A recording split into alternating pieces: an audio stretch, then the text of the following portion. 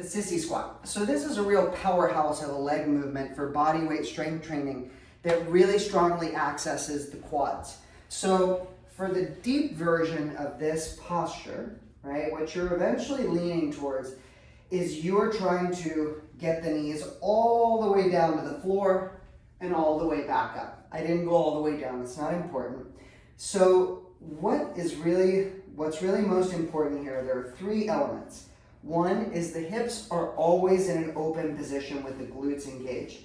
The biggest mistake I see people make is that they lower themselves down and they don't maintain this open position with the hips, which generally is actually going to take it more into the knees, and it will activate the muscles, but in a very different way. So open hips position, and you have to really make sure that you're mindful of this because it's so easy for your hips to creep out of alignment.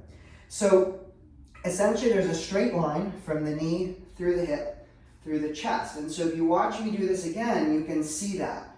My knees are in line with my hips, which are in line with the chest. There are three motions happening at the same time. The hips go forward, the knees go forward, and the heels elevate off the floor. But I'm not actively trying to elevate the heels as if I were doing a calf raise.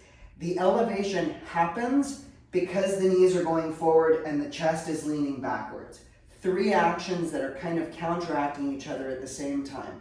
Leaning back, knees forward, and heels elevate. A good place to start this when you're beginning the exploration is to have your hands against a wall so that you've got some support, because this is a balance exercise. And you're close enough to the wall so that your knees can touch, and then you come back to standing. You should be touching the wall with the tip of your patella, of your patellar joint. So if you feel like you are hitting above the kneecap on the quad, you need to readjust your trajectory. Once that becomes easy for you, then you can do it against or away from the wall.